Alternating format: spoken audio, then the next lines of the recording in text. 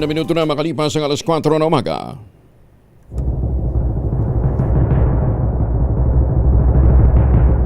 And the Golden Dove for Best Science and Technology Journalist goes to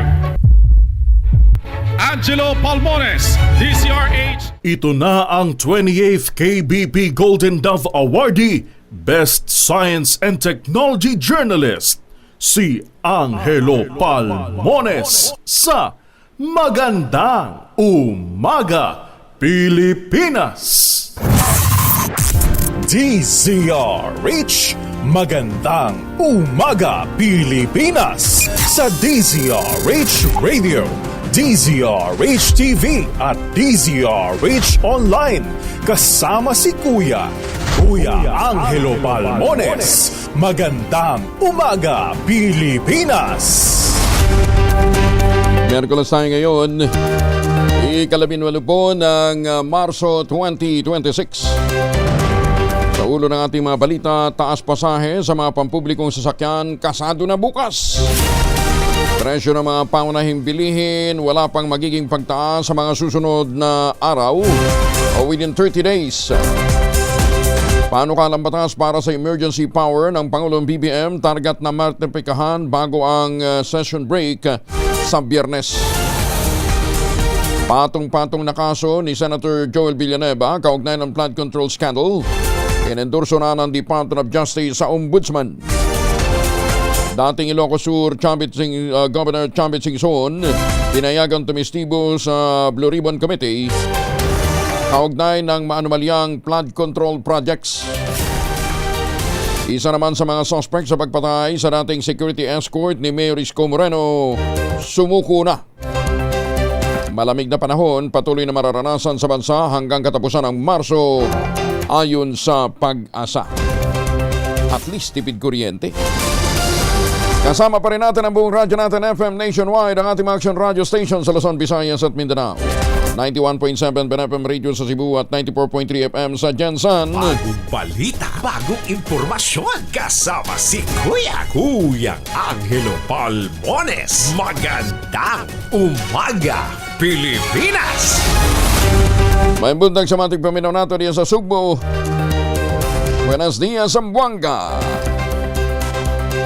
Detalye ng ating mga balita, posibleng magtagal pa ng ilang linggo ang malamig na panahon sa bansa dulot ng Northeast Monsoon o amihan. Ayon sa Pag-asa, ito'y dahil sa maaaring sa huling linggo pa ng Marso ideklara ang pagtatapos ng amihan season. Sinabi ng Weather Bureau, kapag natapos na ang pag-iral ng Northeast Monsoon, dito lamang magsisimulang maramdaman ang unti-unting pag-init at maalinsangang panahon. Pero paglilinaw ng Pag-asa batay sa historical data, karaniwang idinideklara ang pagtatapos ng amihan season tuwing buwan ng Pebrero o Marso. Kaugnay nito, asahan ngayong araw ang maulap na kalangitan na may mahihinang pag-ulan sa Cagayan Valley, Cordillera Administrative Region at Aurora, bunsod pa rin ng Northeast Monsoon. Bahagyang maulap naman hanggang sa maulap na papawuri na may kalat-kalat na pag-ulan ang mararanasan sa Metro Manila, Ilocos Region, Calabar Zone, yan din sa rest of Central Luzon. Localized thunderstorm naman ang iiral sa nalalabing bahagi ng bansa na makararanas ng bahagyang maulap na kalangitan, may manakanakang mga pag-ulan at pagkulog. Muling nakapagtala ng aktibidad ang Bulkang Bulusan sa Sorsogon. Kahapon po yan, ayon sa Philippine Institute of Volcanology and Seismology o PVOX, na-monitor nila ang 70 volcanic earthquake sa bulkan alas 12 ng gabi hanggang alas 12 na tanghali kahapon, March 17. Yan man, nilinaw ng PVOX na karamihan sa mga ito mahihinang volcano tectonic earthquake na may kasamang rock fracturing. Nananatili naman nila sa background level ang lahat ng monitoring parameters ng PVOX ng bulkan at very weak to moderate lamang ang naging degassing activity nito. Sa ngayon, nasa alert level 0 pa rin ang Bulkang Bulusan, nangangahulugan na walang anumang magmatic eruption ang inaasahan na anumang oras, ngunit maaaring mag-trigger ito ng biglang phreatic eruption sa ang mga seismic activity nito. Formal nang idineklara bilang pambansang dambana o national shrine ang St. Therese of Child Jesus Parish sa Antipolo City. Kaugnay nito, isang misang isinagawa pinangunahan ni Cardinal Jose Advincula. Dinalahan ng 10 obispo kabilang si Catholic Bishops' Conference of the Philippines President at Lipa Archbishop Gilbert Garcera. Ayon kay Bishop Advincula, ang pagkilalang ito hindi lamang karangalan, kundi isang pananagutan at pangako ng simbahan para sa mga mananampalataya. Sa kanyang homily, sinabi ng kardinal, ang dambana ay magsisilbing lugar ng kagalakan at panghihingahan ng mga taong napapagod, nabibigatan o dumaraan sa mga pagsubok ng buhay. 12 minuto na makalipas ang alas 4 ng umaga. Mga mamis po, pwede tayong mag-laundry day today, ha? Kunot no ka ba kapag makampit, madikit at malupit ang mantsa?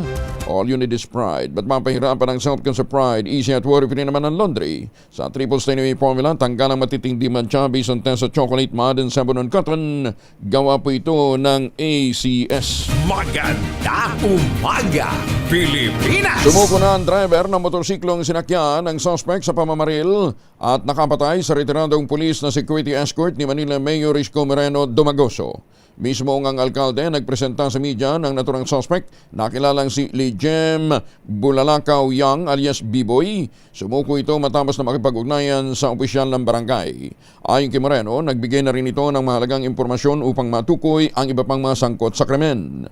Inamin naman ng sumukong suspect, siya yung nagmaneho ng motorsiklo noong barilin ng gunman na kinilalang si Albert Magdaraog. Ang biktima si George Capistrano sa barangay 134 Balotondo, Maynila.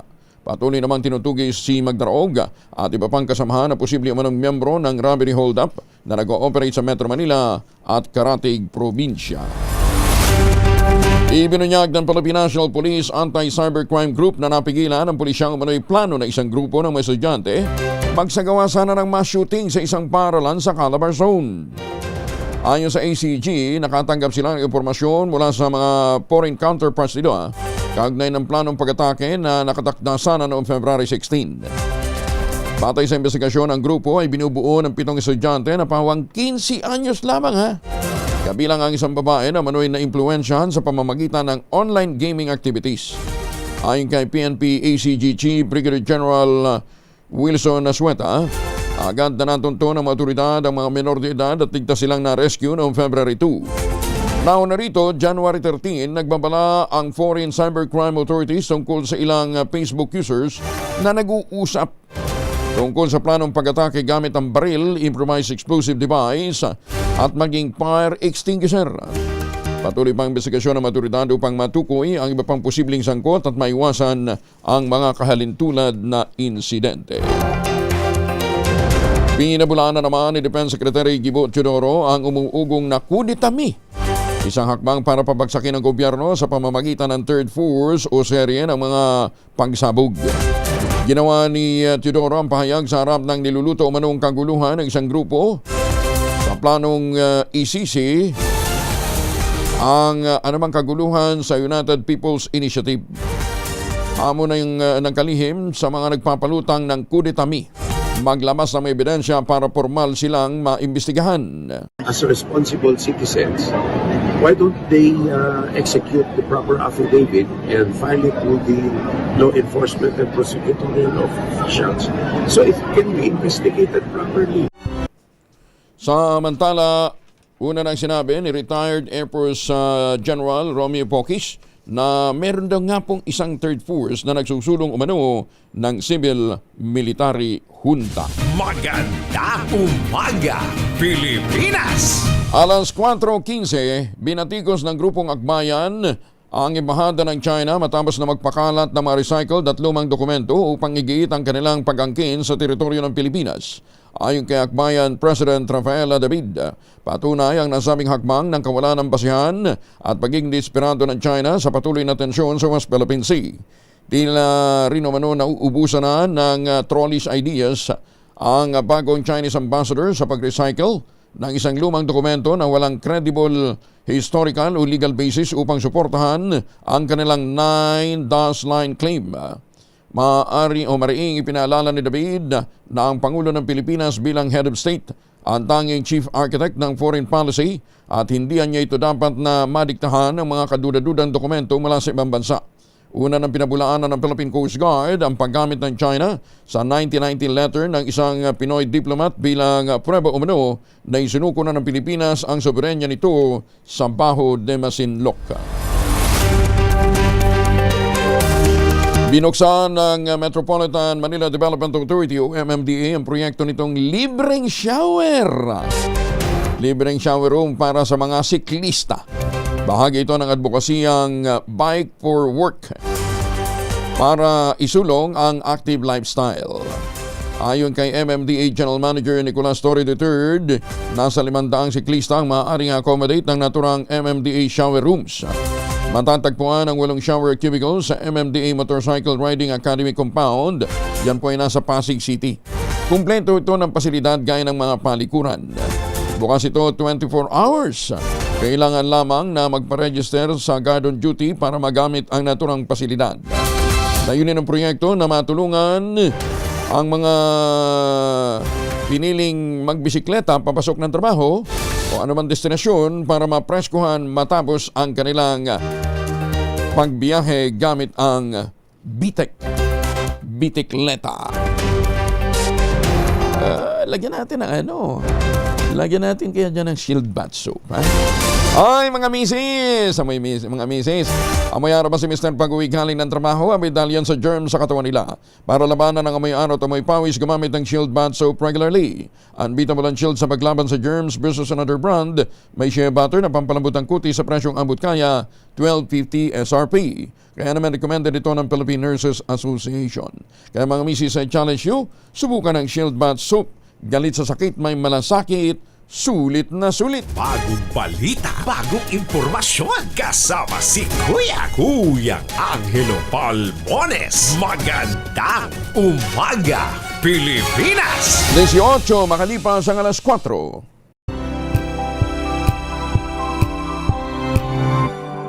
Magandang umaga, Pilipinas! 21 na makalipas ang alas 4 na umaga. Uy, sa mga suki natin sa Japan, ha? Ohayo gozaimasu. Sa mga Pilipino dyan po sa Amerika, sa Canada, good morning. Ma'am Evan lang, ha? Dyan po sa Las Vegas, Nevada, good morning. Dadebra Junior Bao. At saka si Tito Lloyds, Tita Lloyds, ha? Kumusta kayo dyan sa Las Vegas? San Diego pala. San Diego, California. Nako, sa San Diego, maraming plum dyan na biklima. Nakakain na ho ba kayo ng prutas na plum? Ang plum ay isang uri ng prutas na kabilang sa pamilya ng Rosaceae. Kamag-anak pa ito ng pizza cherry. Hugis bilog o oval, pero may karaniwang laki na 5 hanggang 7 sentimetro o halos kasing laki ng isang maliit na mansanas o malaking kamatis. Makinis at makintab ang balat nito, madulas sa hawakan, depende sa variety, ang kulay nito, maaaring deep purple o parang itim na itim, matingkad na pula, dilaw, meron ding berde. Meron palang berdeng plum. Parang may maputing pulbos o dusty look din ang balat nito at ang kulay ng laman nito ay pwedeng dilaw, gold, orange o kaya naman ay red-pink. Batay sa mga bagong pag-aaral, ang plum pala ay mayaman sa mga Filipinos na maaaring makatulong sa pagpuksa sa mga cancer cells. Ang powerful Filipinos o natural oxidant din umano nito ay may kakayahang i-trigger ang tinatawag na cancer cell death. Ang prosesong ito ay mahalaga upang mapigilan ang pagdami at pagkalat ng masamang selula sa ating katawan. Antioxidant power, na may antioxidant power po ang Pilipino, ang plum, ha. Yung Filipinos ay tumutulong po sa pagprotekta ng ating healthy cells laban sa mga oxidative stress. At ito'y nakakatulong din po para magkaroon ang ating katawan ng natural defense. Bukod sa pag-iwas sa sakit, ang pagkain ng plum ay nagsisilbing natural na suporta ng ating immune system. Bagamat kailangan pa mas malalim na mga klinikal na pagsusuri, ang pagkain ng plum ay tinuturing na isang masustansyang dagdag sa ating pang-araw-araw na dieta upang manatiling malakas ang katawan laban sa malulubhang karamdaman. Tumutubo ba dito yan sa atin? Kasi tumutubo ang cherry, baka pwede, ha? Magandang umaga, Pilipinas! Sa March 29, magbabalik po ang paboritong Link Bingo event ng bayan na may kabuuang 2.9 million pesos na tax-free prizes ayon po sa Philippine Amusement and Gaming Corporation o PAGCOR. Pangungunahan ng Casino Pilipino Angeles ang 1K for 2M pesos nationwide Link Bingo Games. Lalaroin ito sa mga sayo ng Casino Pilipino sa Bacolod, Cebu Puente, Grand Regal sa Davao, Ilocos Norte, Iloilo, Mactan, Olongapo at Tagaytay. Samay-samay ang laro mula Luzon, Visayas hanggang Mindanao. Sa halagang 1,000 pesos per ticket, makakakuha ang bawat kalahok ng 4 na bingo cards na pwede gamitin sa loob ng 10 laro. Yung first 9 may 100,000 pesos na premyo ang bawat laro. Pero yung ikasampu, huling round, ang nakataya ay guaranteed na 2 million pesos must-go jackpot prize.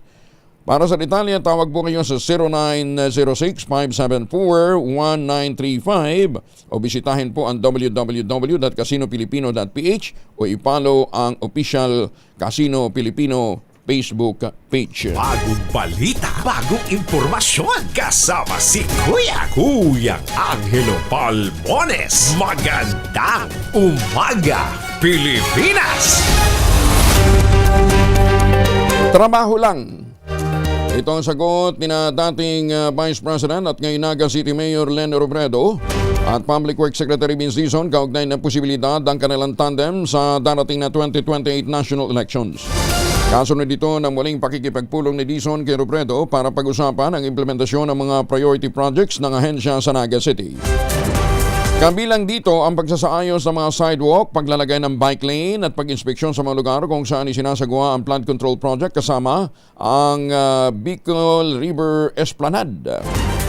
Nang matanong ang dalawa tungkol sa posibilidad ng tambalang Robredo-Dizon, tugon ni Mayor Lenny at ni Secretary Vince Dizon, matagal pang eleksyon, nagtatrabaho lang sila at marami pang kailangang trabahuin.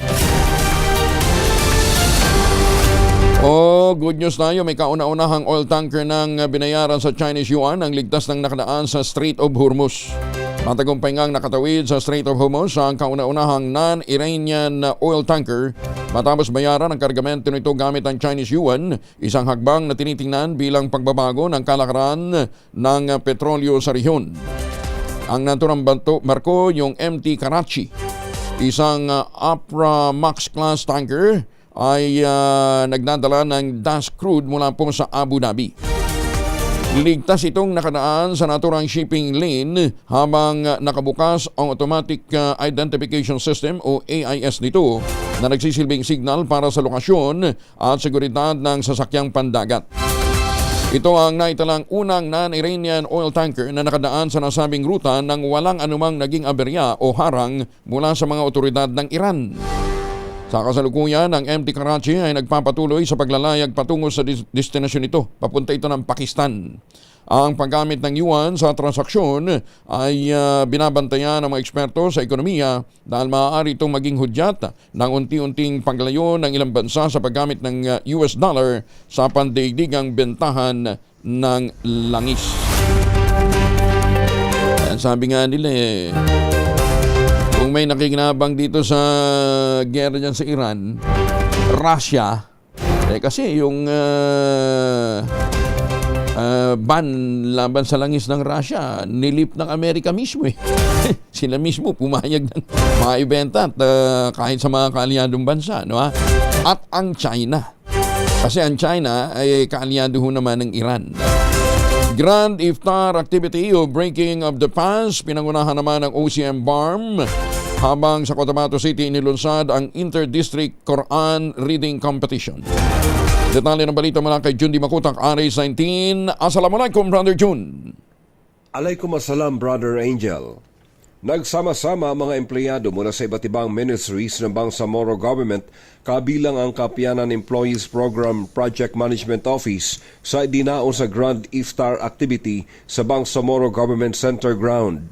Sa naturang breaking of the fast, masayang nagsalusalo ang lahat sa panguna ni Chief Minister Abdul Rauf Makakwa kasama ang ilang BTA Parliament members at ilang foreign visitors. Sa pahayag mula kay Kapianan Project Head and concurrent Senior Minister Abdullah Kosain, ang aktibidad ay isang mahalagang karanasan ng pagtitipon ng community of employees sa panahon ng Holy Month of Ramadan, kung saan sama-sama sa buka o itong breaking of the fast sa iisang panalangin ng muhadara at maghrib ang mga empleyado mula sa mataas at mababang posisyon. Mas lalo man nitong pinagtitibay ang pagkakaisa at pagkakasundo ng lahat ng Bangsamoro employees bilang kaisa sa isinusulong na kaunlaran at kapayapaan sa Bangsamoro homeland. Samantala, sa Cotabato City naman, naging highlight din ng isinagawang Inter-District Quran Reading Competition na inorganisa ng Barangay Poblacion 6 led by Chairman Mahathir Ayunan at Kap Bimbo Ayunan Pasawiran.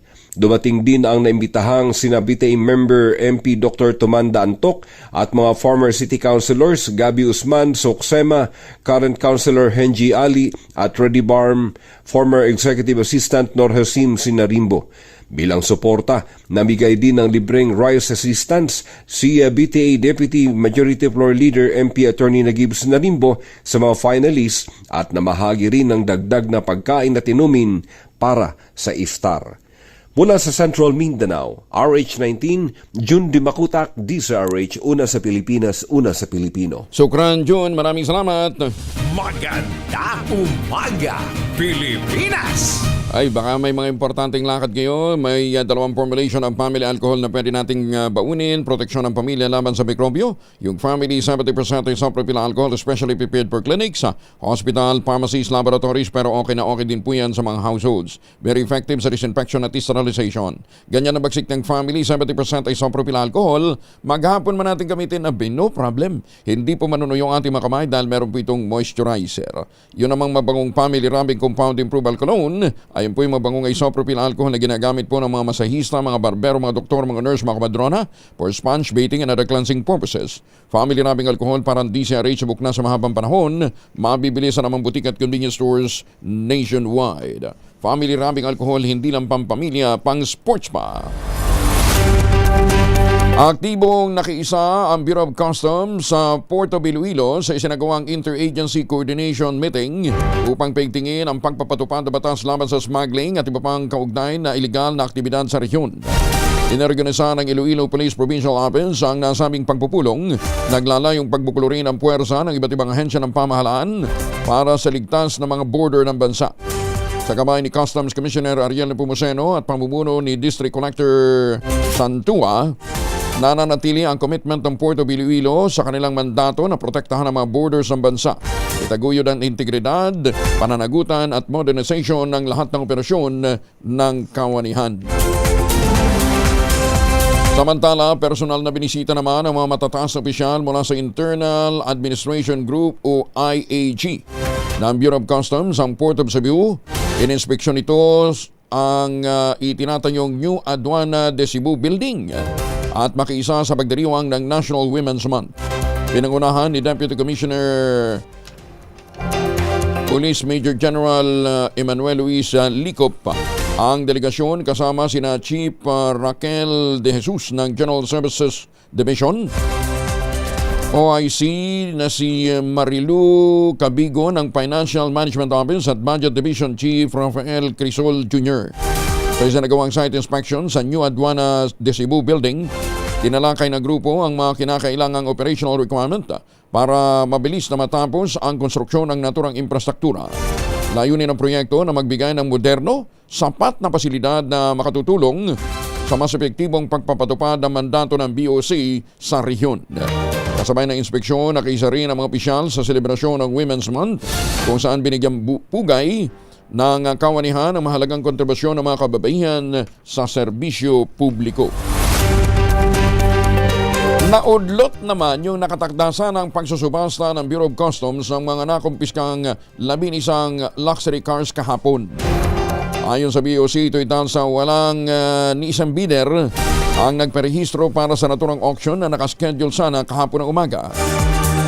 Kabilang sa nasabing 11 luxury cars na i-auction, 4 na sasakyan ng mag-asawang Sara at Curly Discaya, yung GMC Yukon Denali, Cadillac Escalade, Maserati Levante Modena at GMC Yukon XL Denali. Matatanda ang una ng iniulat ng Bureau of Customs na nakalikom na sila ng mahigit 102 million pesos matapos na maisubasta ang siyam sa 13 kabuong luxury cars ng mag-asawang kontratista. Nasa 20 million pesos na laga naman ang tanim na marijuana ang winasak ng mga otoridad sa Nueva Vizcaya. Detalye ng balita mula kay Grace Ansano, RH25. Grace, good morning. Good morning, Angel. Aabot sa mahigit 20 milyong piso na halaga ng mga plantasyon ng marijuana ang winasak at sinunog sa Sitio Guadi, Barangay Kimbutan, Dupax del Sur sa lalawigan ng Nueva Vizcaya kahapon. Ito'y matapos nga na matuklasan ng mga otoridad ang Dupax Police.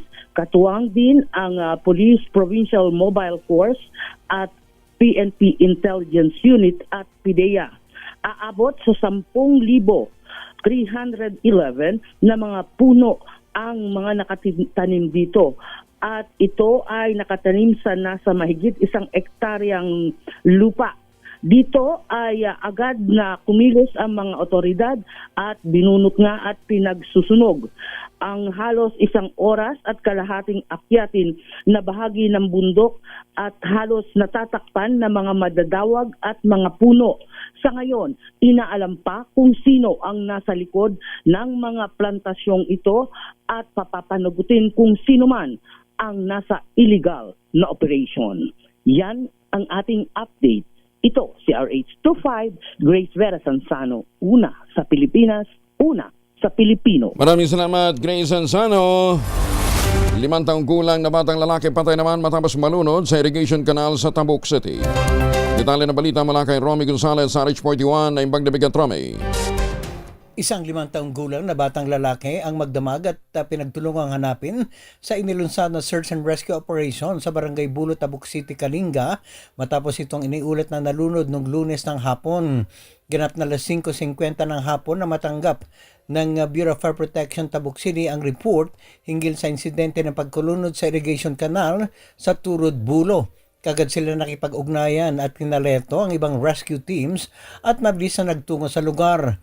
Hinanap ng search and rescue teams at community volunteers ang katawan ng bata hanggang alas 7:20 ng umaga kahapon, March 17, nang natagpuan ng mga residente ang bata sa Sitio Bunaw, Soto, Bulo. Isinugod ng mga otoridad ang 5 taong gulang na biktima sa Kalinga Gabriela Mihaki Medical Center sa Agbanawag, subalit idineklara itong dead on arrival ng attending physician. Ayon sa Bureau of Protection Tabuk City, ito ang unang nadokumentong insidente ng pagkalunod sa Tabuk City ngayong 2026. Ito si RH41 Romy Gonzalez para sa DZRH, una sa Pilipinas, una sa Pilipino. Maraming salamat, Romy Josegina. Ohayo gozaimasu sa mga suki natin dyan po sa Japan. 37 na po makalipas ang alas 4 ng umaga, baka pauwi ho kayo ng Pilipinas. Magpapasalubong ho kayo, wag ng imported na tsokolate. Meron po tayong tangerine chocolate. Yan po ay gawa ng mga magniniyog ng mga magsasaka dyan po sa lalawigan ng Quezon. Sa tulong po ni Dr. Helen Tan, yung po mga planting material ng kakao galing Davao, hinakot po yan para maitanim sa ilalim po ng mga nyugan. Kaya ngayon ay nagpuproduce na sila ng dekalidad na cacao beans, pinoprocess para maging tangerine chocolate. Available sa 0919-095-5935. Pero may mahigit 10 variants yan ng mga raw material galing din po sa ani ng ating mga magsasaka. I-check po ninyo sa tangerinechocolate.ph. At sabi nga po ni Dr. Helen Tan, sino bang magmamalasakit sa Pilipino kundi ang kapwa Pilipino? Kaya sa bawat tangkilik natin ng tangerine chocolate, pinalalakas natin ang loob ng ating mga magsasaka, pinalalakas natin ang ating lokal na ekonomiya. Tangerine chocolate 100% gawang lokal, but taste and looks global. Tinulungan ito ng DTI at ng DOST. Tangerine chocolate 100% gawang atin. Pakiusap ni Dr. Helen Tan, sana naman ay ating tangkilikin. Tumutok sa DZRH at manalo ng instant 1,000 pesos sa Malakas promo kasama ang Pride Detergent. Malakasan ang makinig at manood sa DZRH! Oy! Sa mga suki natin dyan sa Barangay Damayan, San Francisco del Monte, Quezon City, lakasan nyo na ang inyong mga radyo, telebisyon, ang Tropang Pride Detergent kasama si Sherwin Alparo at ang kanyang mga dancers. Sinong team kaya kasama ni Sherwin yun, ha? Ay patungo dyan sa Barangay Damayan, San Francisco del Monte, Quezon City, lakasan nyo na ang inyong mga radyo, telebisyon. Ready na ba kayong tandaan ang ating word of the day para manalo ka ng DZRH Mini Component? Eto na!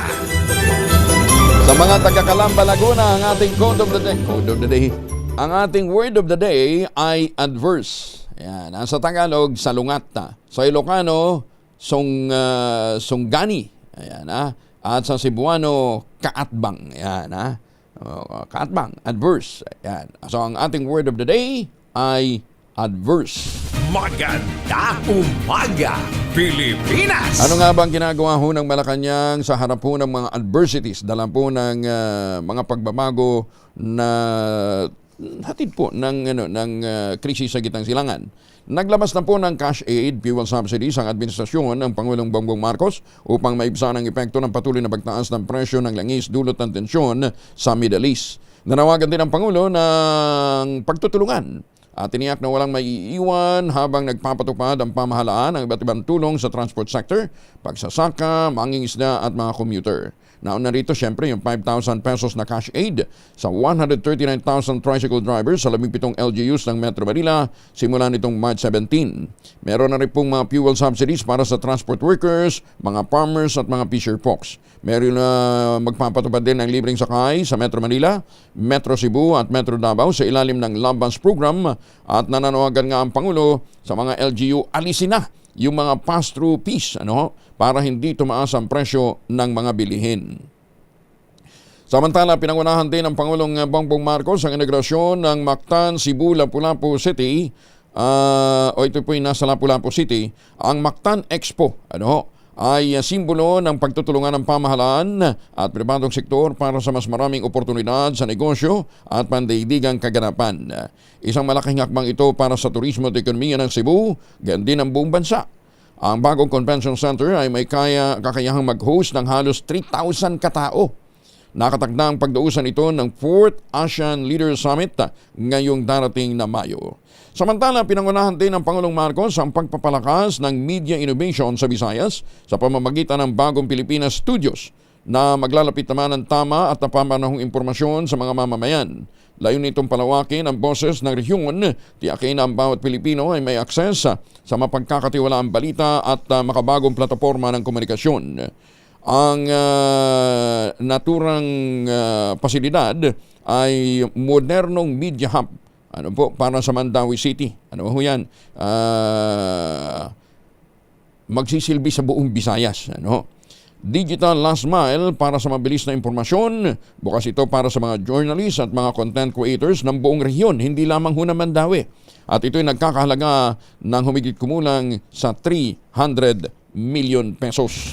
Maganda umaga, Pilipinas! Higit naman sa 300,000 pesos na laga ng Shabu na samsam sa high value individual sa Digos. Detalye na balita mo lang kay Jun Soter mula sa Action Radio Davao.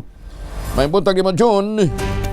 Mayong buntag usab, Kuyang Angel, aabot sa mahigit 314,000 halaga ng iligal na droga ang nakumpiska ng mga operatiba ng Digos City Police Station mula sa isang high-value individual sa sinagawang bypass operation sa Chapter 4 Barangay Aplaya, Digos City, Davao del Sur, madaling araw ng Marso 16, 2026. Kinilala ang arestong suspek sa alias na 18, 49 anyos, may asawa at walang trabaho, residente ng sabing lugar. Na-recover mula sa suspek ang humigit kumulang 46.36 grams ng hinihinalang shabu na may tinatayang standard drug price na 314,248. Kasalukuyan na sa kustodiya ng Digos City Police Station ang suspek at nakatagdang sampahan ng kaso sa paglabag sa Republic Act 9165 o Comprehensive Dangerous Drugs Act of 2002. Ayon sa kapulisan, bahagi ng operasyon ng pinaigting ng kampanya laban sa iligal na droga upang mapanatili ang kaayusan at kaligtasan sa komunidad.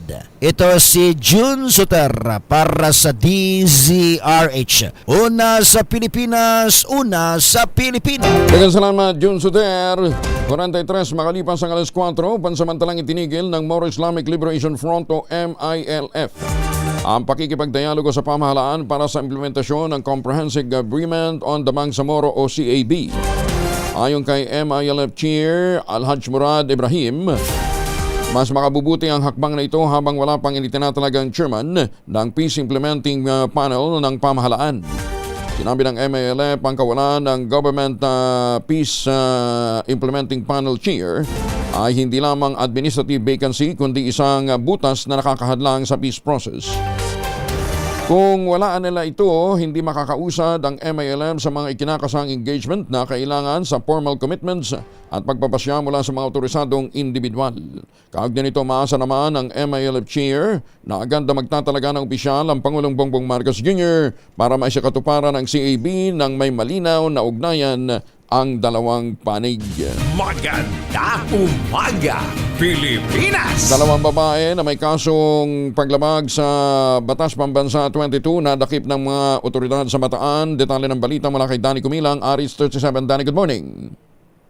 Matagumpay na naaresto ng mga otoridad sa Bataan ang dalawang babae na wanted person na may mga kasong BP22 estapa sa magkaiwalay na lugar sa Bataan. Unang naaresto ang isang 36 anyos na babae sa Barangay Reformista Limay na naaresto ito ng mga tauhan ni Police Major Jimmy Albert Dicen sa kasong BP22 estapa. Ang warrant of arrest ay inisyu ng Municipal Trial Court Branch to Balanga City na may piyansa na 70,000 piso. Sumunod na naaresto ang isang 26 anyos na babae na inaresto naman ito sa Barangay Santa Isabel Dinalupian, Bataan sa kasong estapa na may kaugnayan sa Cybercrime Prevention Act of 2012 na ang warrant of arrest nito ay nagbula pa sa RTC Branch 23 Rojas, Isabela at nagtago lamang ito sa Bataan na may piyansa ito na 18,000 piso. Danny Kumilang, RH37, DZRH, una sa Pilipinas, una sa Pilipino. Maraming salamat, Danny Kumilang. Yan, at teka muna. Ano yun? Stapador. Mamaya, may hinahunting din tayo dito sa Batangas. Maganda umaga, Pilipinas! Mag-amang Anthony at Donnie Pangilinan, may alok naman ng murang presyo ng krudo sa kanilang gasolinahan. Bay, yus. Alamin nga natin. Saan ito, Gorgie Rula? Good morning, Gorgie. Pawang papuri ang natanggap na komento sa mag-amang Anthony at Donnie Pangilinan dahil sa ginawa nilang pagtulong sa mga motorista na namumroblema sa patuloy na pagtaas ng gasolina. In-announce ni Anthony sa kanyang Facebook account noong nakaraang Lunes na simula nung Martes o kahapon ay bababaan na raw nila ang presyo ng diesel sa kanilang gas station sa South Forbes, Silang, Cavite. Ideya raw ito ng anak niyang si Donnie Pangilinan. Naniniwala kasi ang mag-amang Anthony at Donnie Pangilinan na unahin ang kapakanan ng mga taong higit na nangangailangan. Ang sabi pa nga ni Anthony sa kanyang Facebook account, "Let's all do what we can while we can for as long as we are able." End of quote. Sa panahon ngayon kung saan karamihan ay naghihigpit dahil sa tumataas na gastusin, ang ganitong hakbang ng mag-amang Pangilinan ay nagsisilbing paalala na mas nakakahigit ang pagtulong kaysa sa kumita sa negosyo. Hindi lang sinabi kung hanggang kailan sila magbababa ng presyo ng diesel, pero malaking tulong na ito sa mga motorista kaya pawang papuri ang natatanggap nila. Gorgie Rula po nag-uulat mula sa showbiz ng DZRH, una sa Pilipinas, una sa Pilipinas. Maraming salamat, Gorgie. Maganda umaga, Pilipinas! Ang tinatawagan natin kung sino man pong nakakakilala kay Lilibet Beleno Bartolome. Pinaghahanap ka rin ng mga inutangan mo. Actually, hindi inutangan eh. Hiningan ho ni sila ng mga investment kunos. Scammer pala itong lokong to. Ano ha? Lilibet Beleno Bartolome dyan po sa Batangas. Abay, mahiya ka naman ho doon sa mga biniktima mo. Isauli mo na lang daw yung mga hiningi mong kinulekta mong mga kunwari, mga investment. Mahiya ka naman, ha? Kapag, sige ho, deadmahin mo ho yung mga panawagan nila. Nagtatago na daw ho ito, ha? Bukas makalawa, ilalabas na namin ang picture mo, ha? Maganda umaga, Pilipinas! 48 na makalipas ang alas 4 ng umaga. Grupo ng mga driver naman sa Tacloban humihiling din ng taas pasahe sa sangguniang panglunsod. Ibang grupo naman ito. Detalye ng balita mula kay Jimmy Angay-Angay, Aris 32. Jimmy, maupay ng aga. Grupo ng mga driver ng tricycle sa Tacloban naghain ng petisyon para sa taas ng pamasahe. Ito ang sinabi ni Tacloban City Councilor Attorney Jerry Oy. Dahil sa mataas na presyo ng gasolina, umaray na ang mga tricycle driver na halos pang gasolina na lang ang inaabot ng kanilang pamamasada. Mula sa 12 pesos na pamasahe sa downtown area, gagawin 15 pesos ang kailangan ng mga MCH driver. Bukas sa regular session ng Sangguniang Pangunsod ng Tacloban, pag-uusapan ng mga mababata sa lokal na pamahalaan kung papayagan bang magtaas ng pamasahe ang mga MCH driver dahil maliban sa gasolina ay mataas na rin ang kanilang boundaries sa mga MCH.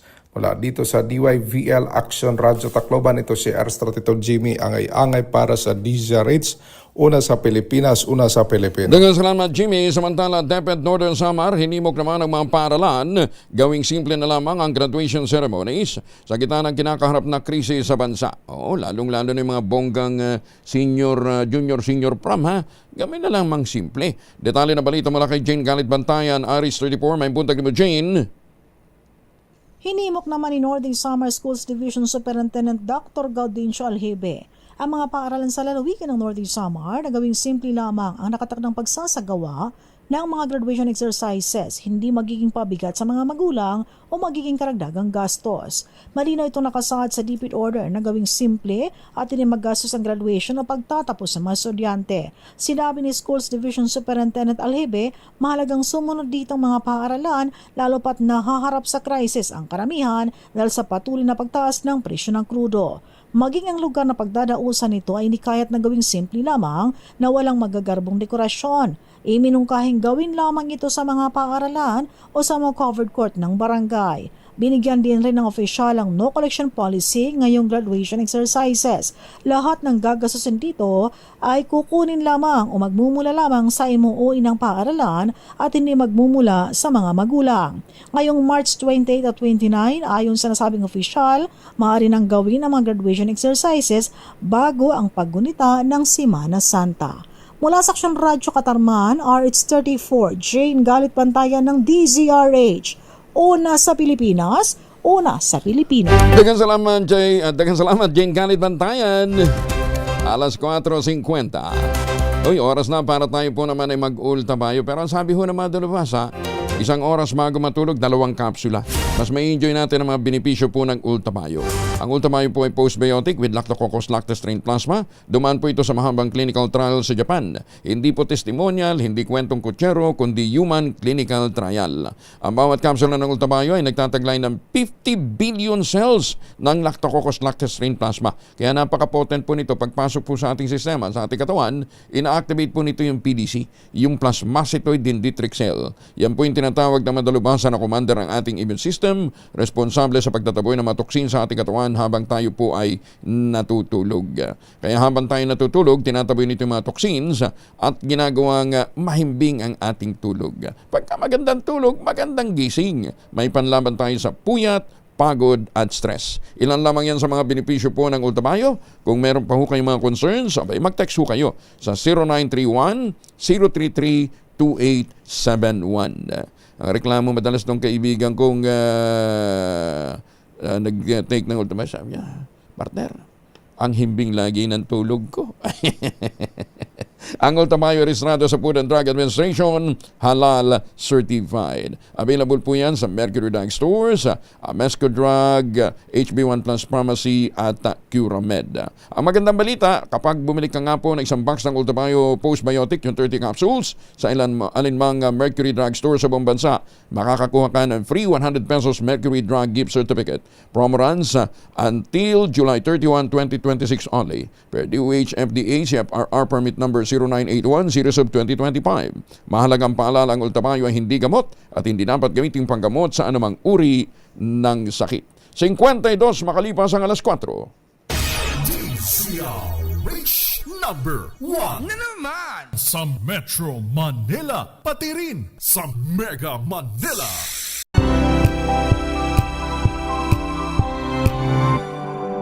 Magandang umaga sa mga taga-Calapan, Oriental Mindoro, lalong-lalo na yung mga nagluluto ng breakfast. Sarapan nyo, ha? At mga taga-Oroqueta City, gayon din sa mga taga-Tansa, Cavite. Tumutok sa DZRH at manalo ng instant 1,000 pesos sa Malacash promo kasama ang Pride Detergent. Malakasan ang makinig at manood sa DZRH! May huli na si Sherwin Alparo mula po dyan sa Barangay Damayan, San Francisco del Monte, Quezon City. Sherwin, good morning. Yes, magandang umaga Kuya Angel. Dito nga tayo sa tapat mismo ng Basilica Minore ng San Pedro Bautista. Dito yan sa San Francisco del Monte, sa Quezon City. Ito isa sa mga pinakamatandang simbahan sa Pilipinas dahil ito nung 1590 Di ba dyan ng kanyang founder na si Pedro Bautista, isang Spanish missionary na sinilang sa Avila, Spain, at isa sa 26 na Kristiyanong naging martir sa Japan noong 1597 Di ba siya na naging santo. Siya nagbinyag sa iyo, Sherwin? Malapit na kasi parang kasunuran niya. Pero grabe nasa liblib na kaloob-looban ng dito nga sa Barangay Damayan sa Quezon City. Itong naturang simbahan na isa sa mga pinakamatanda na simbahan sa Pilipinas. At syempre dahil speaking of patanda, may kasama tayong bata. Yan. Batang-bata. Pangalan niyo, Mami? Naka-highlight lang mo. Si Mami Luz. Mami Luz. Mario. Mami Luz, ang ganda ng pagkaka-highlight ng buhok nyo, ha? Opo. Oo, kita mo. Sinong nyo? Sinong parlor? Saan ang parlor nyo? Saan ka nagpapaparlor? Ito lang po, sa tabi-tabi. Tabi-tabi. Bagay na bagay kay nanay. Salamat po. Yung bahay kasi ni Nanay Luz dito sa harap mismo ng Basilica Minore ng San Pedro Bautista. Uy, hala, ang dami niya sa shade ng oil. Ano ho ba yan? Unleaded. Alin dyan ang unleaded? Yung yata kulay green, yan yung unleaded. Kasi sa sobrang mahal, sinasashay na lang yung langis ngayon. Sinasashay na lang. Kamusta naman ho kayo, Nay? Mabuti po. Maganda pa rin, syempre, araw-araw. Maganda. Ilan na hong apo nyo, Nay? Dalawa lang po, pero may apo na ako sa tuhod. Ay, hindi halata, ha? Oo. Sige, Sherwin. Mami Luz, dahil sino paborito mong announcer sa DZRH tuwing umaga? Angelo Palmores at Leo Macalma. Okay, Dahil paborito mo si Angelo Palmones, ito meron kang 1,000 pieces. Salamat po. Oo, nako. At makukuha mo rin yung ating mga dagdag na regalo kapag nakuha mo yung ating word of the day. Adverse ang ating word of the day. Dahil dyan nakuha mo ang ating medium component at sa atin ang Astron, alagang maaasahan, available sa inyong mga suking appliance store nationwide. At syempre meron ka rin tatanggaping grocery bag mula sa ACS at sa DZRH. At ang pinakamalaki, pinakabago, pinakamabango, ang Pride with Fabric Conditioner, Korean Strawberry Bloom Detergent Powder with Stain Away Formula, 2 kilo yan. Kaya kahit gano'ng karaming labahan, ubos yan. And speaking of labahan, hindi mo nalalabahan, isusuot mo na muna ang pinakabago disenyo ng DZRH t-shirt na minomodelo ng kapitbahay yung may malalim na dimple. Salamat po. Kuya Angel, maraming salamat, Mami Luz. Taga saan ang probinsya nyo? Samar. Ay, kaya pala. Kamukha niya yung lola ko. Oo, maupay nga aga. Nanay Luz, maupay nga aga. Ay, yung atanan. Kailan pa kayo dito sa Manila? Saan o karadri? Maiha-iha na. Sino kasama nyo dito? Akong mga asawa. Mga asawa? Mga anak. Mga asawa. Nagulat naman ako, mga asawa talaga. Isa lang. Ayan, sige. Patiin yung mga taga-Samar. Maupay nga aga yung atanan nila bugas. Ayan, Saan kayo sa Samar? Bugas. Sa Bugas. Yan, mga kapitbahay nyo doon. Nay, kamalong ka pa maluto sa giraid. Oo, kita mo, sabi ko. Marunong pa. Marunong pa. Kaya lang, walang mga raw material dito, Sherwin, no? Wala may gabi din. Gawa sa buhangin? Hindi, gawin sa buhangin. Masarap yun. Raid, yun ang suman ng mga waray. Oo. Suman. Yes, Kala ko, suman mga yan. sangkap sa pagtatayo ng bahay, ganyan. Sige. Yung mukhang masarap. Graba daw. Pero, Diyos ko, ang sakit nguyain no, graba. Sige, okay na. Okay, maraming salamat, Mami Luz. At syempre, sa mga nais manalo ng 1,000 pesos, laging tumutok sa DZRH. Baka ka nasa sunod dating winner sa DZRH. Malakash promo kasama ang Pride Detergent.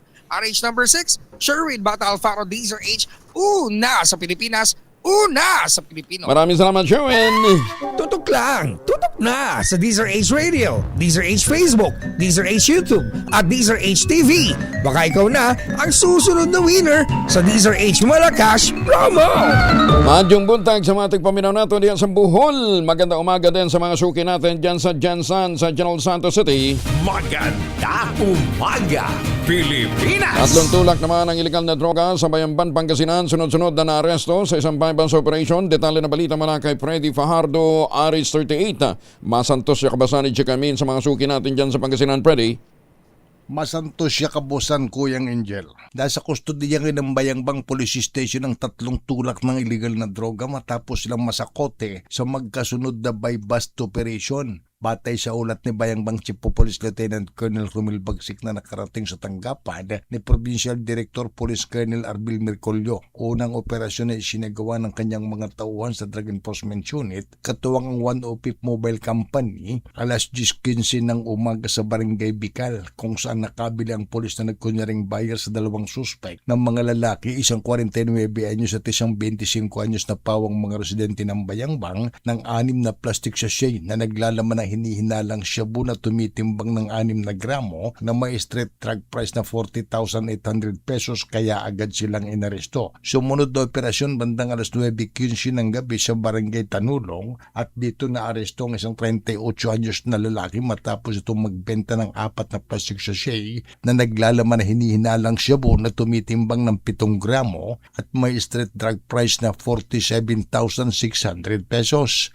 Kasong paglabag sa Republic Act 9165 Comprehensive Dangerous Drug Act of 2002 ang kinakaharap ngayon ng 3 akusado.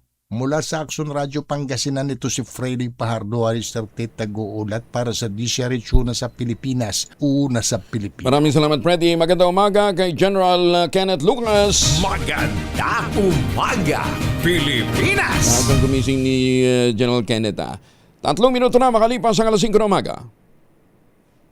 This time check is brought to you by ACS Manufacturing Corporation, ISO certified, maker of world-class quality Pride detergent.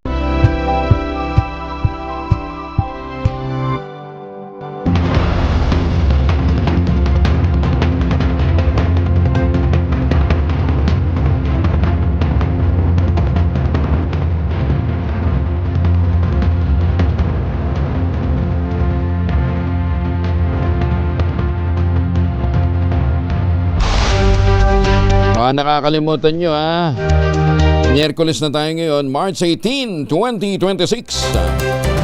At ang oras, Professor Andy Perria, 5:04 na ng umaga. Kasama na natin si Alzar Aurelio mula sa Pag-asa. Alzar, good morning. Good morning po sa ating lahat. Itong amihan ay humihina at ngayon ay naapektuhan ang Northern and Central Luzon. Inaasahan itong amihan ay tuluyang hihina at bukas ay hindi na ito na makakapekto sa ating bansa. Pero itong easterlies ang magiging dominant weather system, kaya bukas magiging mainit at malinsangan na panahon sa buong bansa. Sa lagay ng panahon ngayong araw, malamig na panahon sa Northern Central Luzon dahil sa amihan, pero may tsansa pa rin ng mga pagulan. Maulap na kalangitan na may mga mainit na pagulan sa Cagayan, Isabela at Aurora. Sa lalabing bahagi ng bansa kasama Metro Manila ay magiging makakaranas ng bahagyang maulap hanggang sa maulap ang kalangitan maliban sa isolated na mga pagulan. Wala naman tayong gale warning pero mag-ingat pa rin ang ating mga kababayan lalo na sa eastern section ng bansa dahil sa Tamtaman hanggang sa Maalon doon. Wala po tayo na monitor na LPA o bagyo sa loob at sa labas ng PAR. Yan ang ating update mula sa Pag-asa. Ako po, sa Alzar D. Aurelio. Alzar, hanggang kailan ito malamig na panahon? Well, hanggang ngayon na po, bukas ay wala na po amihan. Wala nang amihan bukas. Sana naman, extend pa kasi mahal kuryente. Di ba? Para medyo matipid-tipid sa aircon. Opo. Hindi na mangyayari po dyan ay may tapon ng bukas. Sige, sa weekend medyo mainit-init na. Thank you, Alzar. Maraming salamat. Pagkatang umaga. Maraming salamat po. Good morning. Kasi lagi ko na sa 24 na lang yung aircon. Mainit. Napudot. Magandang umaga, Pilipinas! Ay, paano nga daw po? Madami nagtatanong, Commissioner Ariel Ronquillo ng Civil Service Commission,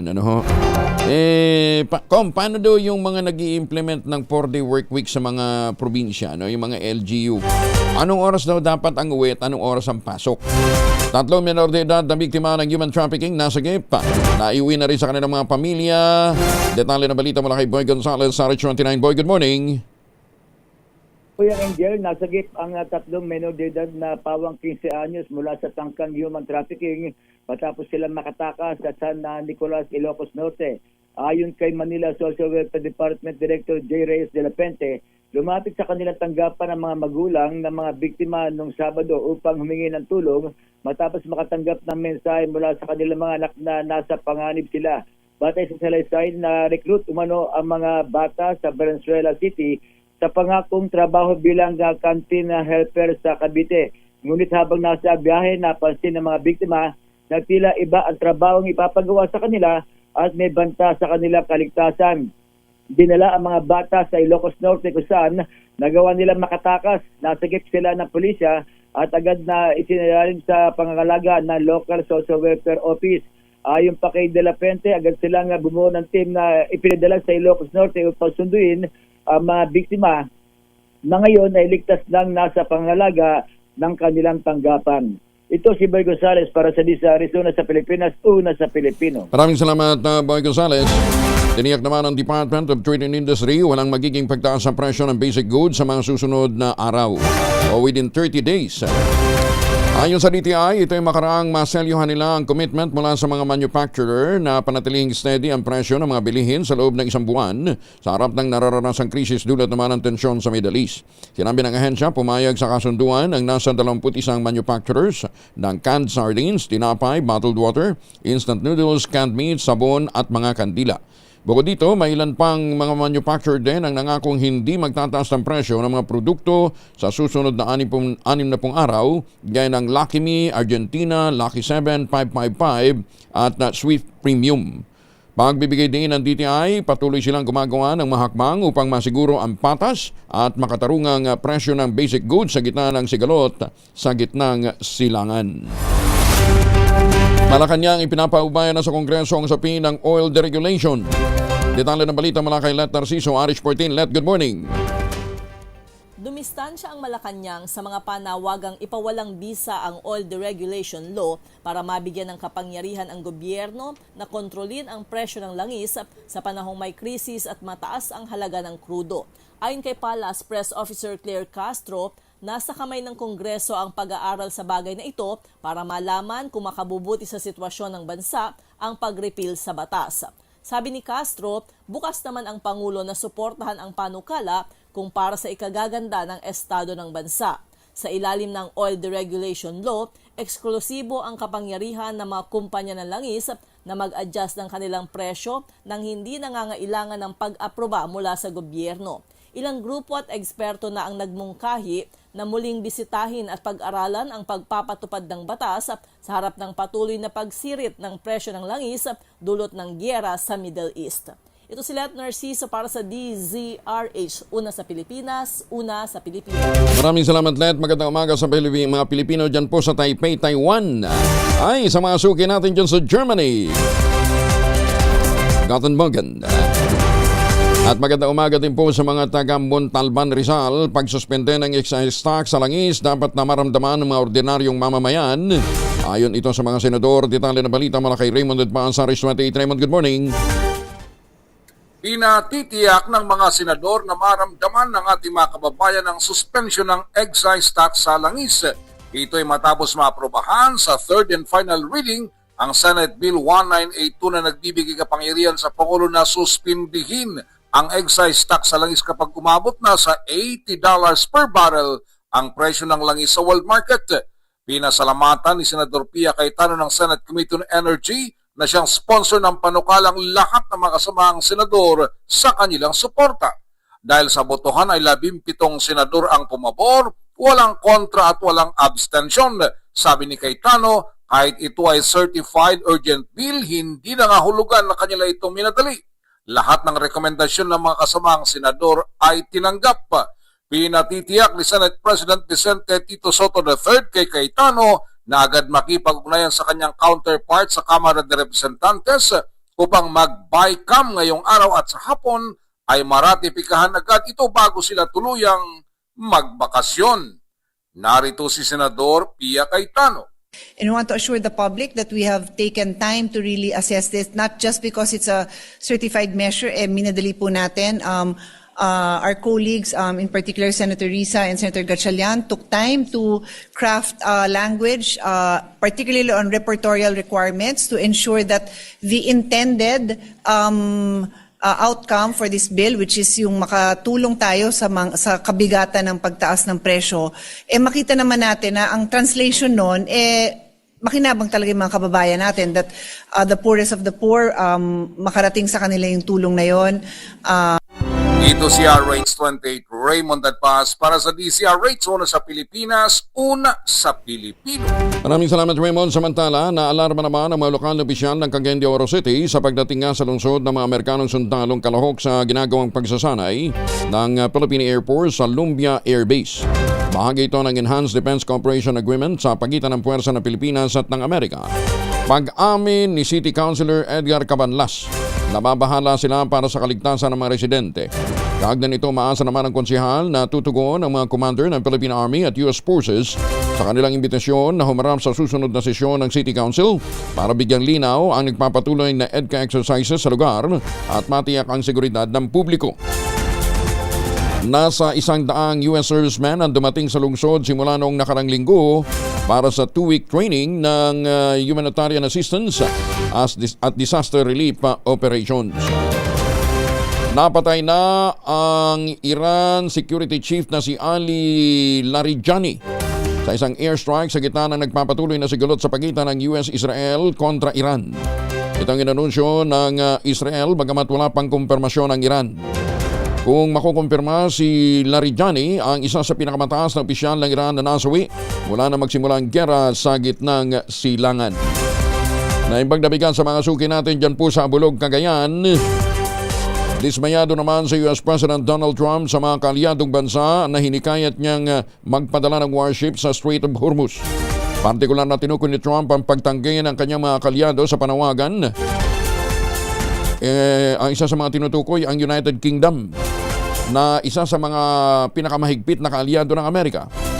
Himotok ng US President kung tutuusin, maliit lamang ang pakinabang ng US sa Strait of Hormuz dahil halos 1 o 2% lamang ng langis ang nakukuha nila rito, pero ang mga bansang malaki ang pakinabang sa ruta ay hindi man lamang daw tumugon.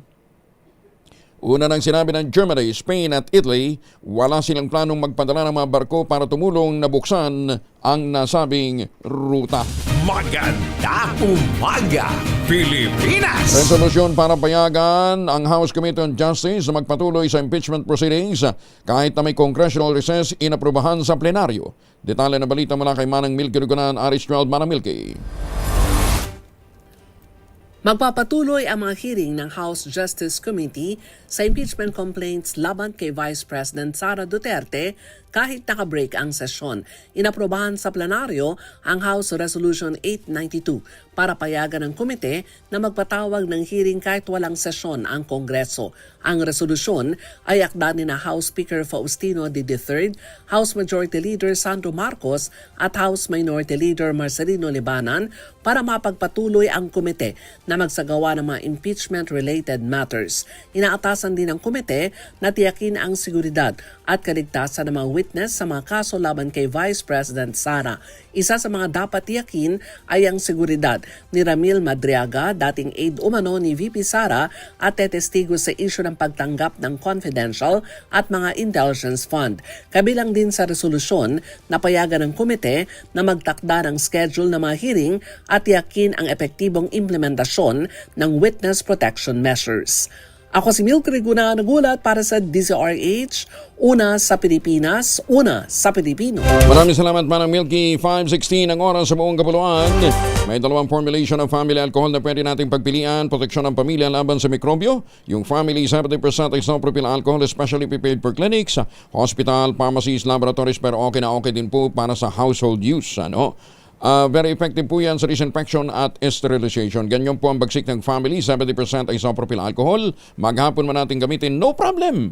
Hindi po manuno yung ating mga kamay dahil meron po itong moisturizer. Yun namang mabangong family rubbing compound improved alcohol. Ayun po yung mabangong isopropyl alcohol na ginagamit po ng mga masahista, mga barbero, mga doktor, mga nurse, mga kabadrona for sponge baiting and other cleansing purposes. Family rubbing alcohol para hindi siya reachable na sa mahabang panahon. Mabibili sa namang butik at convenience stores nationwide. Family rubbing alcohol, hindi lang pampamilya, pang sports pa. Maganda umaga, Pilipinas! Alas 5:17. DZRH number 1 Na naman! sa Metro.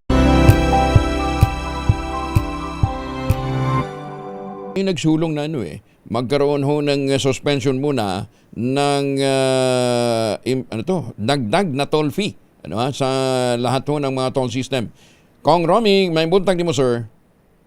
May buntag, Kong. May buntag sa tanan mong mga suking tigpaminaw. Good morning, everyone. Anong status ho nung resolution? Well, nabasa na ito sa first reading, Kong, at it will be referred to a committee, appropriate committee for discussion. Siguro nasa committee on transportation or i-refer ito nila. And gaano katagal? Baka naman po pwedeng madaliin nila. We requested that this file advance copies of this resolution be furnished to toll regulatory board at saka sa mga toll owners mo ng ating dalawang toll na malalaki. O yung mga toll operators natin. O kasi nga naman, nasa crisis na nga tayo, mag-a-adjust pa ng mag-a-adjust. Meron bang, recently lang sila nagtaas, di ba?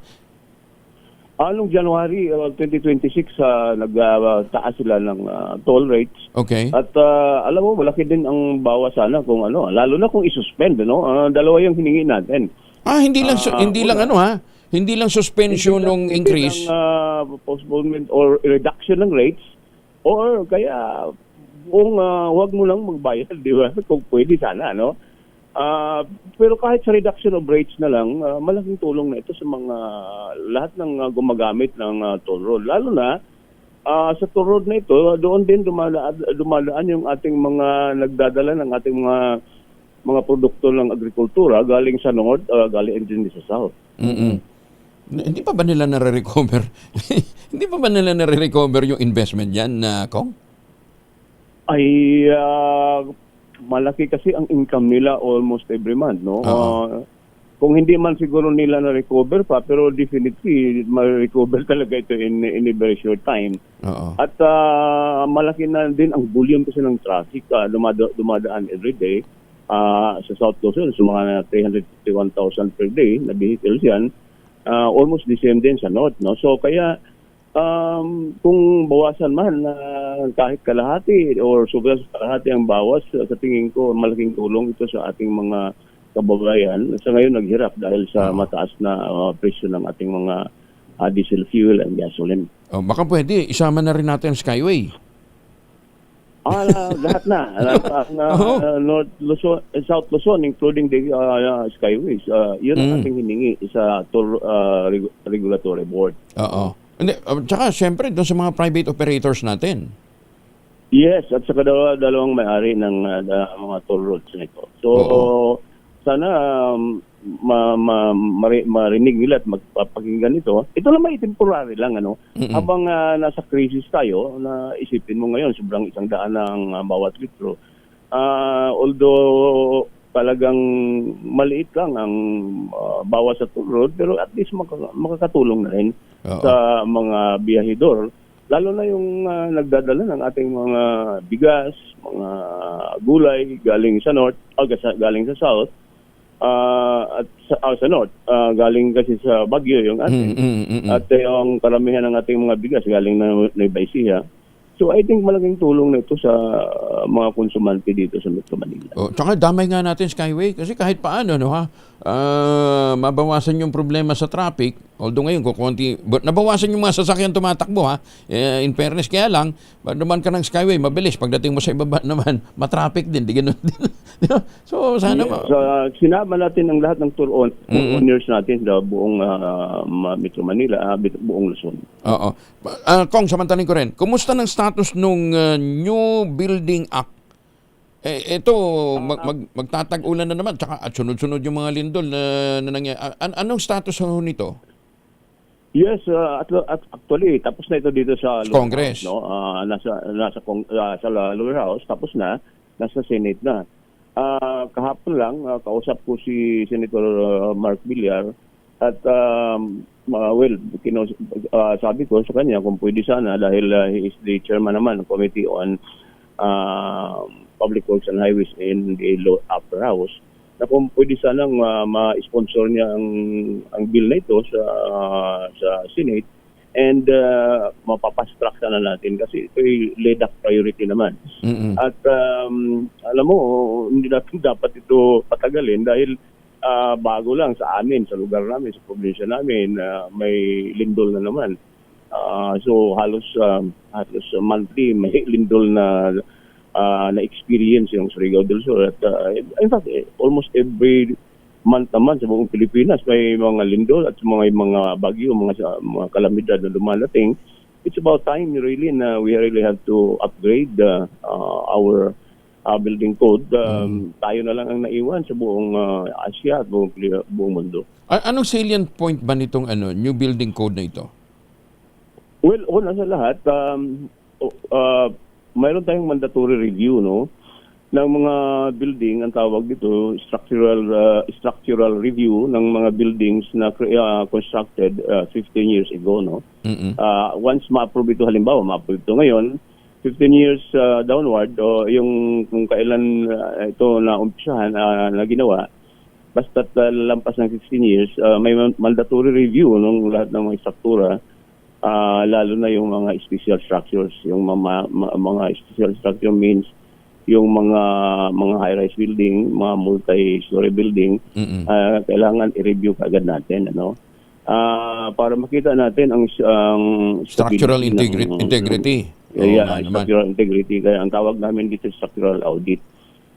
Din pangalawa, i-strengthen natin ang Office of the National Building Code, National Building Officials.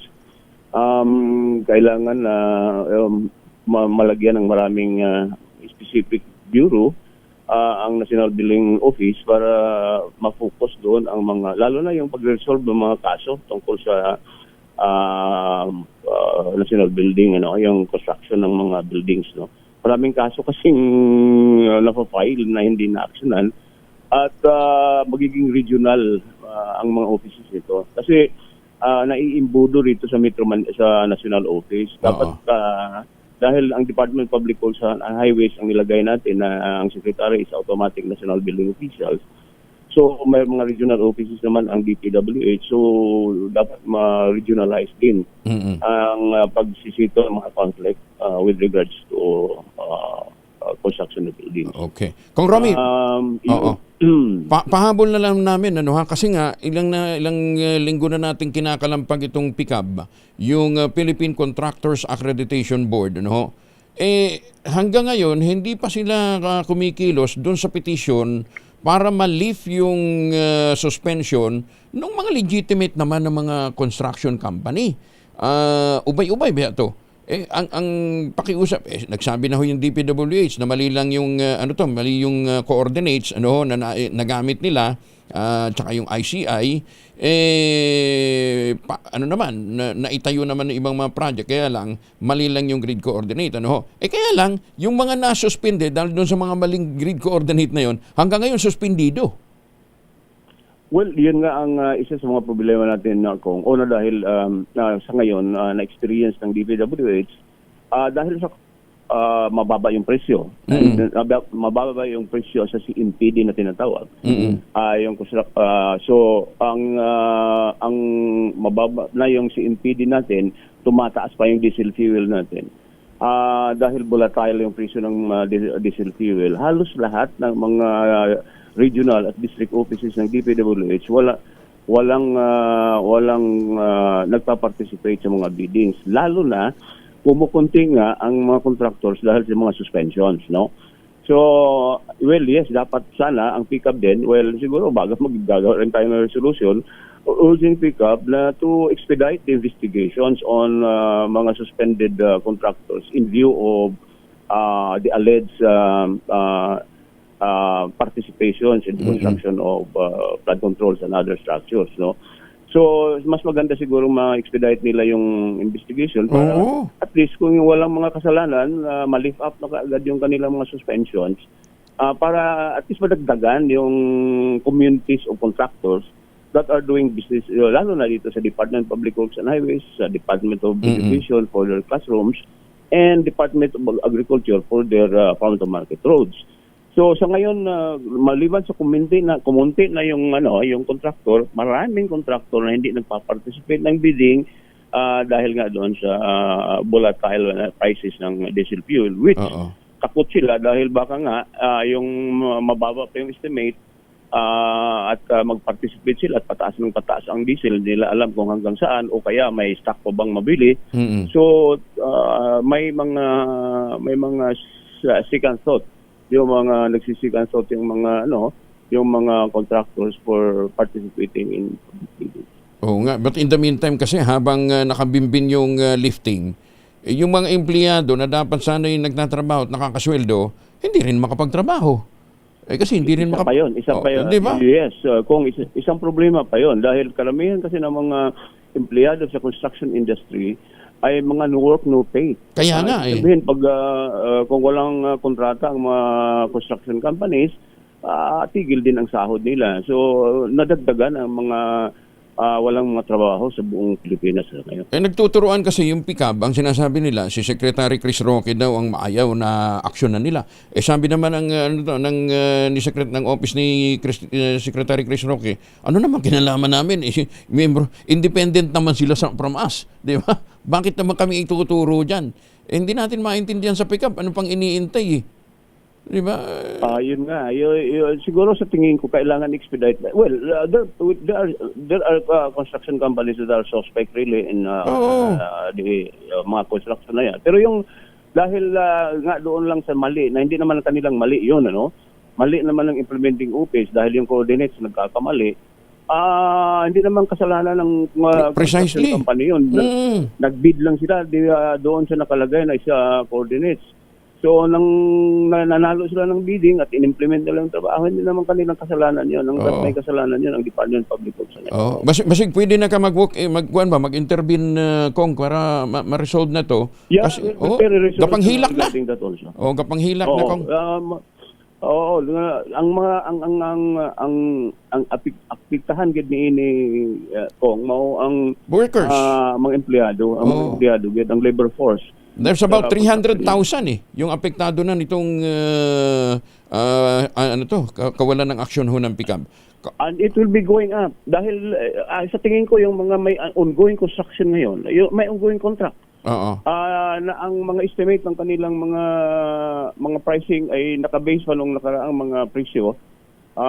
Halimbawa, in 2025 na ongoing pa ngayon, maraming 2025 na ongoing na kasi nabid ito at the later part of 2025. Nagsuspend na rin. So, I think baka, hindi lang suspension, kung hindi baka maghingi sila ng mutual termination.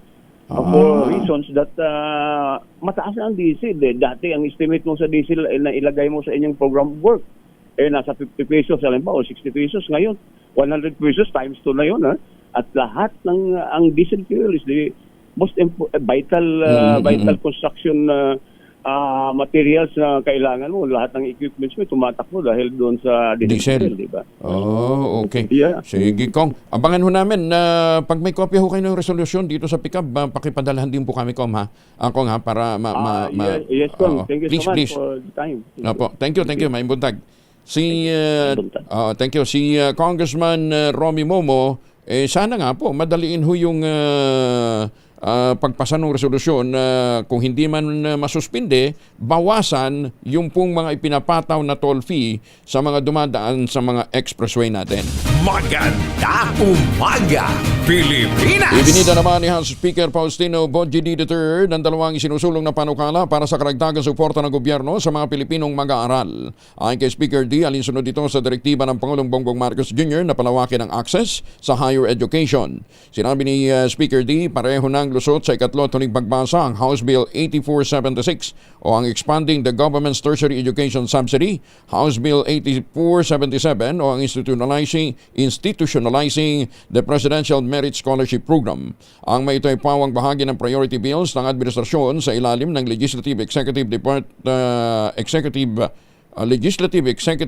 Advisory Council.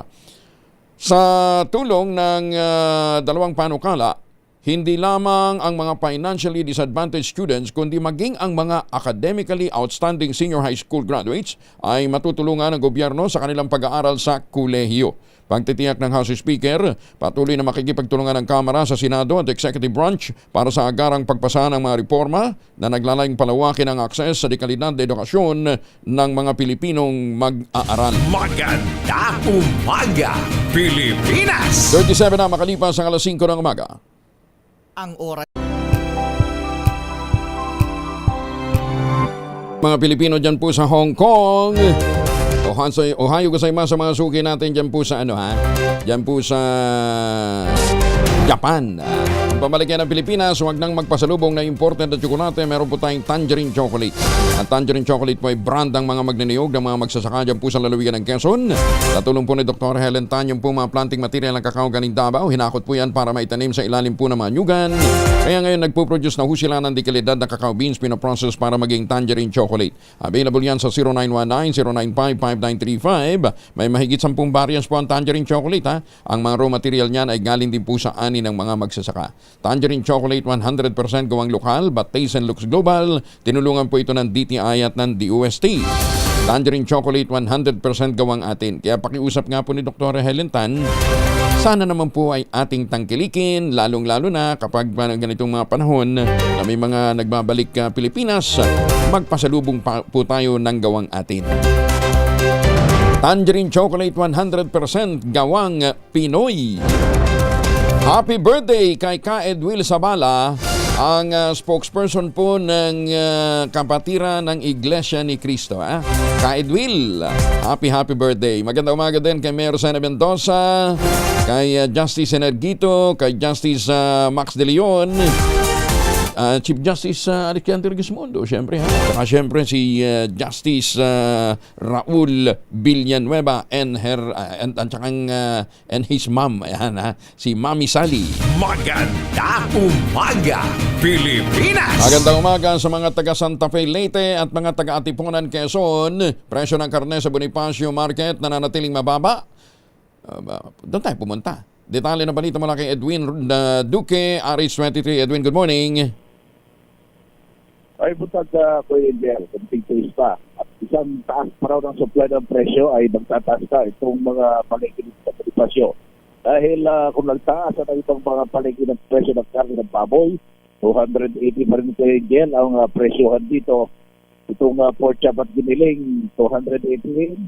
At itong pigi, 280. Itong iyet po ay natiling 350 pesos. Kapag hindi pa rin tumigil yung pagtaas na supply, maaari na maging 300 ang presyo ng baboy. Pero kung titignan natin kay Jel, yung ibang mga palengke rito, 330 na yung presyohan ng karne. Kaya itong sa Bonifacio talagang dinudumog pa rin. Pinupuntahan lahat ng mga nagkikita rin sa mga kantin ay dito rin nakapila dahil nga doon sa baba ng presyo. Habang itong kambing, hindi naman pinaka-presyo dito ay 500 pesos pa rin. Habang itong baka ay 470. So 10 piso yung itinaas na presyo ng baka.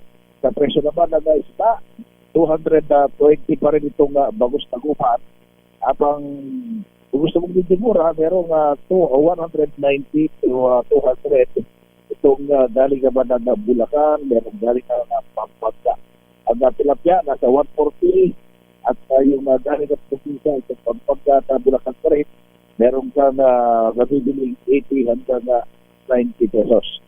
Itong ibang isda ko ay hindi naman gumalaw, pero may mga presyong kabago-bago. Itong mga presyo ng seafood dahil gasolina pa rin na sinasabi ng Thailand. So, bakit yung mga galing sa malalayong lugar ay mataas yung presyo. Pero yung mga galing dito sa Alos Manila Bay ay natili mababa ang presyo ng mga seafood. Ang presyo ng gulay, tumaas na rin lang yan. Ito nga pala yan ang tagal nito halos 140. Ngayon ay nasa 160. Merong 180 pesos bawat kilo. Abang ang kamatis, dati nakakabili tayo na 30 hanggang 40, pinakamababa. Ngayon ang pinakamababa presyo, 50 pesos hanggang 80 pesos bawat kilo. Pero itong pipino na tumas ng 20, bumaba naman na 10 piso dahil back to 100 pesos bawat kilo. Walang paggalaw ibang presyoan.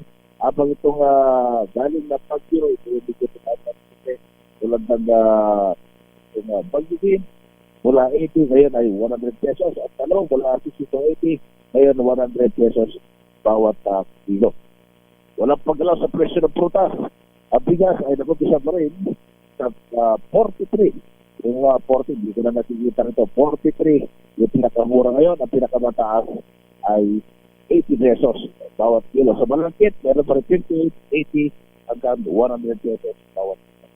Yan, Regil, ating price laboratory ng report mula pa rin dito sa Bonifacio sa Kalungan.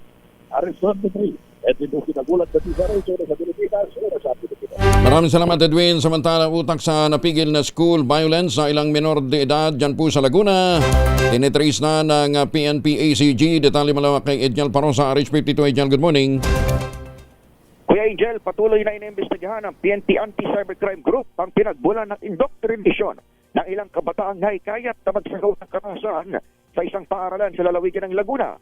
Ayon kay PNP-ACG Director, Police Brigadier General Wilson Asueta, hindi pa mabatid kung bahagi ito ng isang extremist group dahil maaring may psychological problem lamang din itong instigador at nais ibahagi sa ilang nahikayat. Nabatid na 7 estudyante edad 15 anyos ang naraski ng otoridad. Makaraang makita sa cyber patrolling ang plano nilang sunugin ng isang school sa Laguna. Nakitaan din sila ng mga damit na may nihilistic ideas gaya ng No Lives Matter at natural selection. Kwento ni Asueta, nahinok ang mga biktima ng tinawag niyang predator habang sila'y naglalaro sa isang online game. Wala rito, lumipat ang usapan sa ibang platform kung saan umano pinagbasa at pinapanood ang kabataan ng ilang dating insidente ng mass shooting. Inalerto ng PNP-ACG na-alerto itong ACG nang ma-report sa kanila ang ilang international partners bago sila nagpasaktolo sa DSWD para sa rescue at karampatang psychosocial support. Sa ngayon, dagdag ni Asueta, humirit na rin sila ng sa local internet service providers o ISPs na ma-block itong online platform at masulatan ng mga ito sakaling galing sa ibang bansa. Bukod kasi sa naharang na planong pag-atake sa Laguna, isang minor de edad na rin palang nasagip sa Marikina noong nakaraang taon. Nagpaalala si General Asueta sa mga magulang ng karampatang pag-iingat at pagtutok sa kanilang mga anak. Ako si Edniel Parosa, DZRH. Una sa Pilipinas, una sa Pilipinas. Maraming salamat, Edniel. Itong minuto na lamang bago mag-isas na umaga. Oy, nananakit na ba yung mga kasukasuan, nagkakarinkle, sumihina na bang kalamnan? Epekto po yan ng pagdanda. Ipinakikilala ang Ultaplex isang health drink mula po sa lumikha ng Ultabio backed by Japanese technology. Ang Ultaplex ay may HCG complex, hydrolyzed marine collagen para sa skin at joints, HMB pampalakas ng muscles, glucosagreen para sa ginhawa ng kasukasuan. Available in coffee with stevia at powdered drink mix. Kayang bawiin ang galaw, sigla at ganda kahit nagkakaedad na with proper diet and exercise. Hanapin lamang po ang Ultaplex sa Shopee, Lazada at ultabayo.shop. Ang Ultraplex ay hindi gamot at hindi dapat gamiting panggamot sa anumang uri ng sakit. If symptoms persist, consult your doctor. 6 na minuto, menos 6 bago mag-ACES na umaga.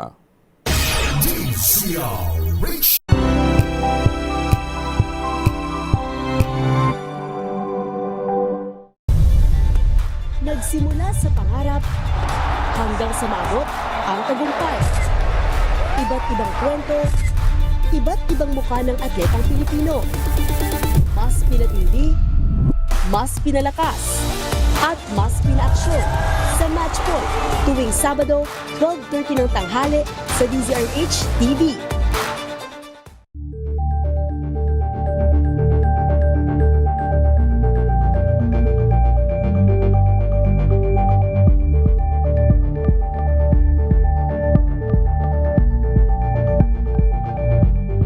Alamin ang mga maiinit na isyung pambayan, mga balitang kailangan mong malaman, usapin sa pamahalaan, politika, ekonomiya at kabuhayan. Ito ang mga dapat mong malaman, pakialaman at pag-uusapan dahil kayo ang tinig ng mamamayan dito sa Damdaming Bayan.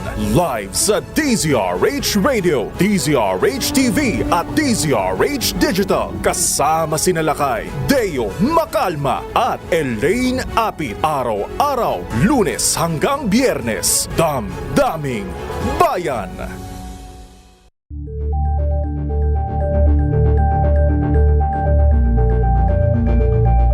Curious ka ba sa maraming bagay? Kami na ang bahala dyan. Aalamin, tutuklasin at bibigyang linaw namin ang mga katanungang bumabagabag sa inyong isipan. Sa programa kung saan ang bawat sagot ay galing lamang sa mga eksperto. Ang Expert's Opinion tuwing Linggo 3:00 ng hapon dito lang sa DZRH TV.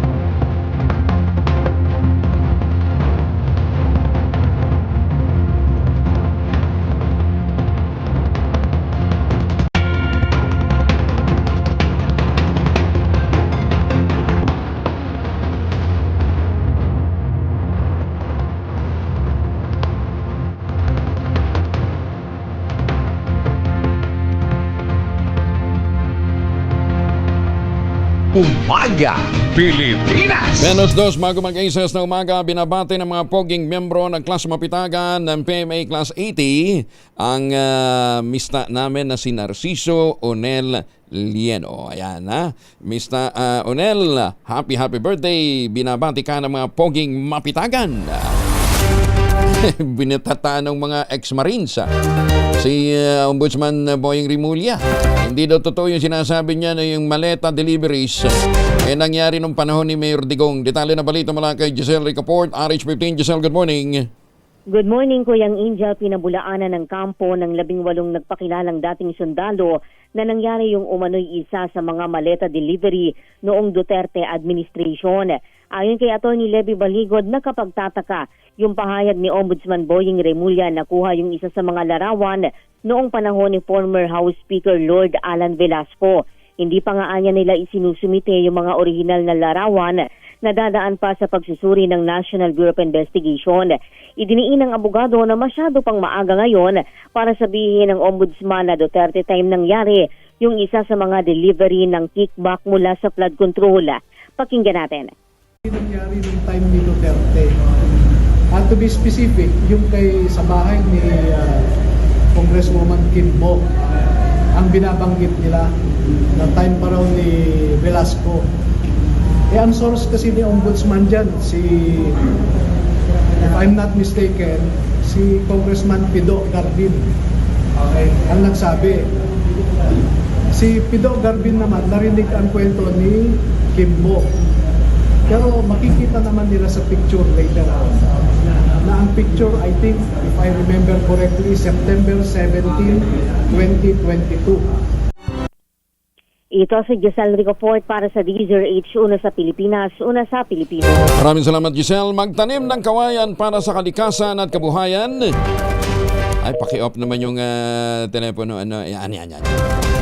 Susunod ng 2x2 at ACS Balita. Ang ating quote of the day ngayong araw na ito ay mula po kay Confucius. Ang sabi niya, "Our greatest glory is not in never failing, but in rising every time we fall." Oras sa buong kapuluan, ACS na umaga. Magandang umaga, Pilipinas! This time check